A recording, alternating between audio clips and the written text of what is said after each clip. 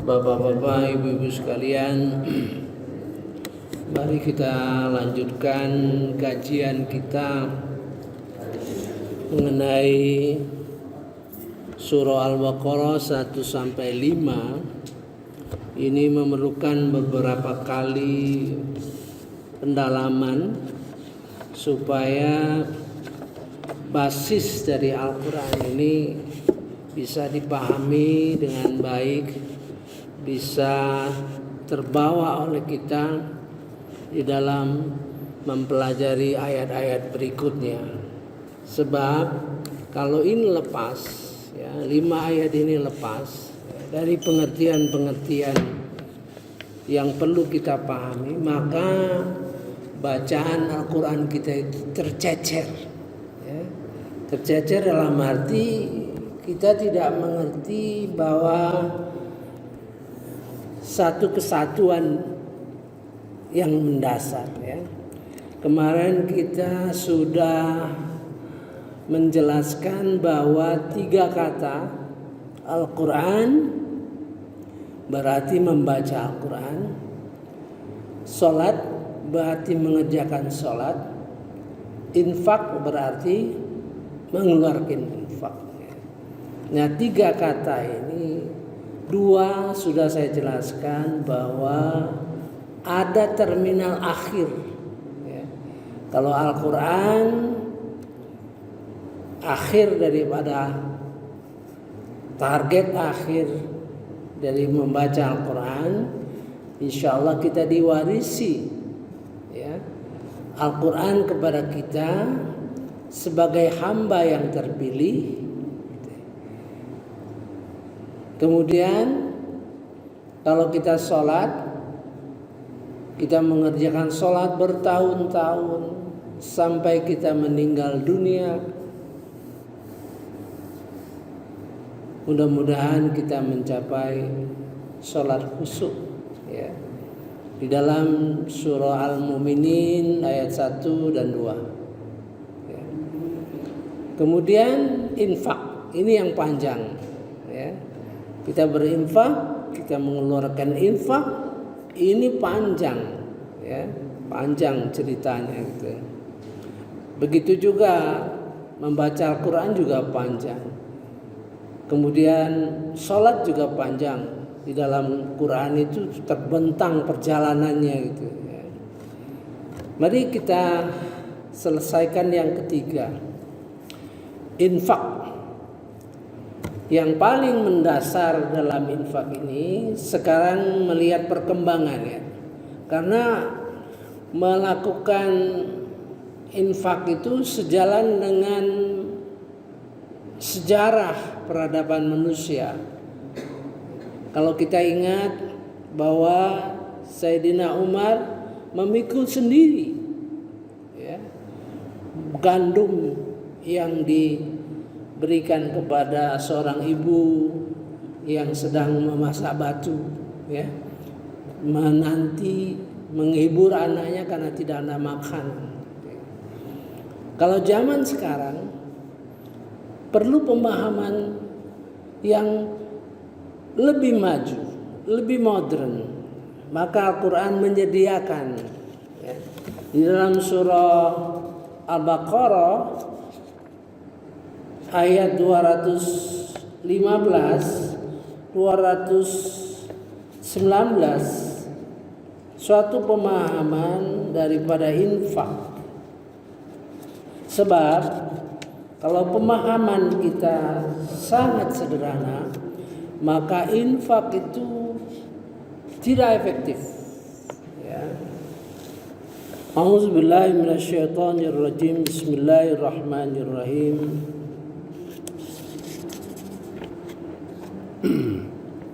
Yas'alunaka maza yunfikun. Mereka bertanya kepadamu Muhammad tentang apa yang harus mereka infakkan, ya.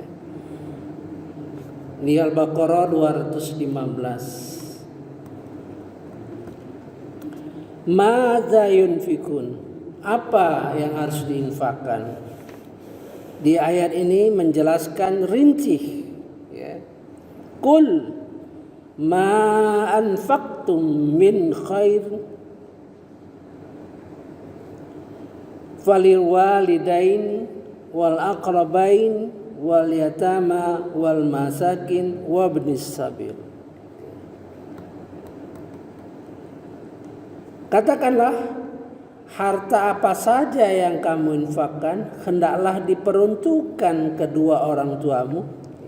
Qul ma anfaqtum min khair falil walidain, diperuntukkan kepada kedua orang tuamu, kerabat, anak yatim, orang miskin, dan orang dalam perjalanan.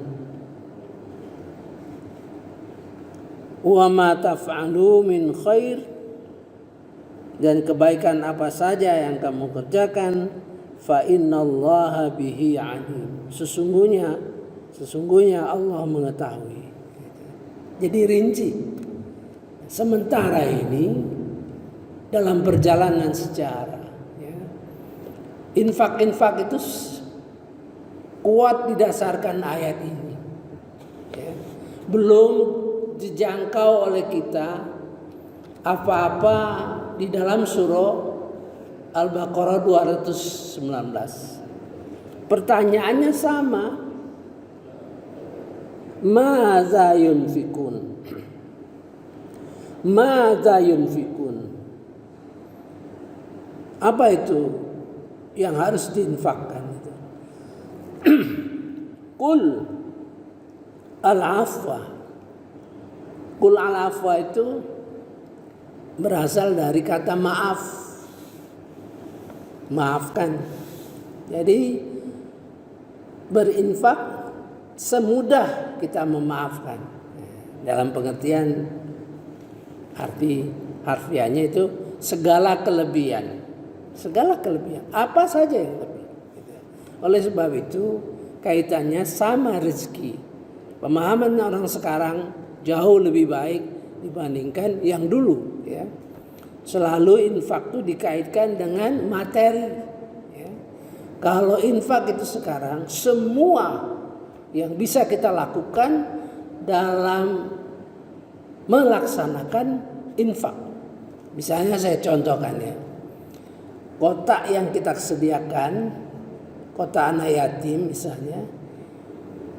Pengertian kita sekarang, kita berinfak memasukkan uang dalam kotak itu untuk anak yatim. Sebenarnya infak dalam arti hakikinya menyantuni anak yatim. Menyantuni anak yatim.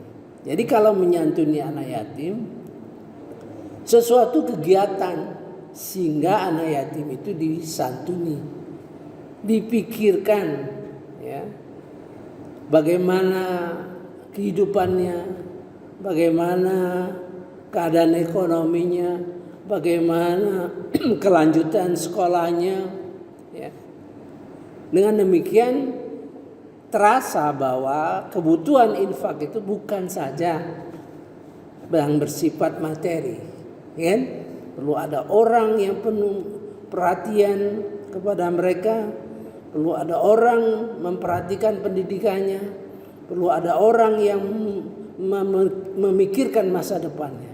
Jadi infak itu, maka infak yang di dalam ayat 219 itu lebih berkembang, ya. Sebagai contoh yang saya sampaikan pada subuh yang lalu, bagaimana kita berinfak untuk membangun Islamic Center di Toronto. Dalam 2 minggu saja sudah mencapai belasan miliar dalam 2 minggu. Dibandingkan dengan dulu pada waktu kami bersama-sama untuk membeli, ya, menyelesaikan pembelian lahan dan bangunan di masjid di Illinois, ya, Illinois, ya. Jadi karena belum ada teknologi dan sebagainya, setiap Jumat, ya, berombongan teman-teman berbagi ke berbagai lokasi, ke negara-negara bagian di sekitar untuk mengumpulkan infak sehingga bertahun-tahun, ya. Nah itu perubahan-perubahan sekarang ini. Jadi pengertian infak sekarang ini harus kita betul-betul dipahamkan bahwa semua apa potensi di dalam diri kita, apakah ilmu, apakah harta, apakah kemampuan memimpin, kemampuan networking, punya waktu, punya kekuasaan, punya segala hal yang memungkinkan suatu kegiatan ibadah yang didukung oleh infak bisa terlaksana, gitu ya. Jadi kalau kita lihat yang terakhir, ya, kalau membaca Quran kita diwariskan. Kalau kita sholat khusyuk. Maka kita lihat apa yang terakhir yang harus kita perhatikan dalam hubungan infak, yaitu di dalam surah Al-Anfal ayat 36. Surah Al-Anfal ayat 36.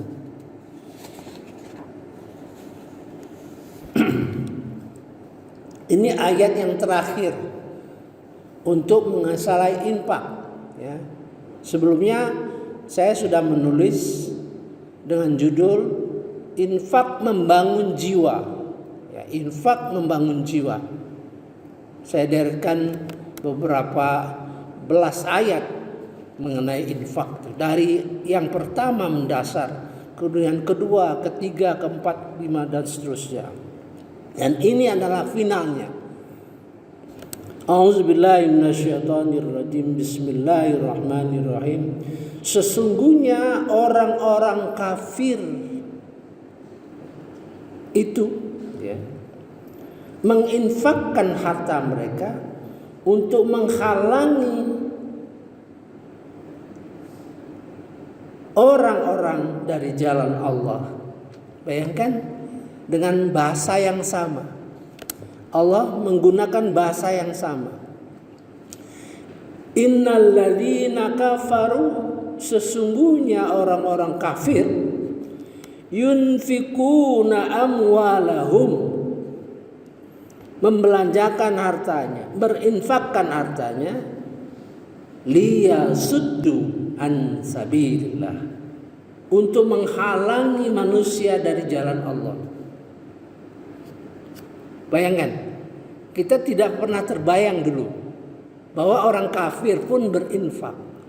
Sekarang kita terasa sekarang ini bagaimana dia menginfakkan hartanya, menggelontorkan uangnya, dananya untuk mendukung kegiatan liberalisasi LGBT,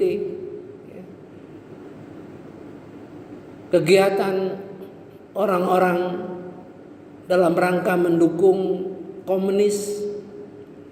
Itu menunjukkan bahwa Allah itu sudah memberi tahu bahwa mereka pun akan menghalangi umat Islam untuk melaksanakan ajaran dengan menginfakkan harta mereka ke jalan yang untuk menghalangi Islam untuk tumbuh berkembang. Sekarang kita tahu, sudah kita rasakan, ya. Baru kita sadar bahwa kita berinfak pun harus mengkanter, ya, kegiatan-kegiatan yang memusuhi Islam. Itu yang paling tinggi, sehingga infak itu bermakna berjihad dengan harta. Orang tidak terpikir bagaimana mereka melakukan kegiatan meneliti bagaimana caranya menghancurkan umat Islam. Seharusnya kita juga menghimpun dana untuk melakukan penelitian bagaimana kita mengcounter kegiatan seperti itu, ya. Tentu melalui organisasi-organisasi besar. Ini gambaran kita ya. Dari mulai berinfak itu mengucurkan dana kepada fakir miskin, ini kan tiap bulan, tiap minggu, atau tiap hari. Ya. Lebih lanjut lagi, kita sanggup berinfak dalam keadaan sempit atau lapang. Ya. Itu emosional. Di dalam surah Al-Imran ayat 134. Kemudian berinfak rasional, tidak kikir dan tidak boros. Itu rasional di dalam surah Al-Furqan ayat 66 atau 67 ya. Kemudian kita melakukan infak dengan meminjamkan harta kita. Berarti kalau meminjamkan besar. Kalau kita ada rumah 2, kita jual rumah kita yang 1, kita infakkan, gitu kan? Besar itu, qardun hasanah itu. Sampai seterusnya. Nanti saya tulisan itu akan kita bahas. Ya. Demikianlah. Ya. Pengertian-pengertian ini harus kita pahamkan supaya gerakan-gerakan kita itu bermakna nantinya. Saya kira cukup dulu sampai di sini, yaitu 3 kata-kata penting untuk kita pahamkan.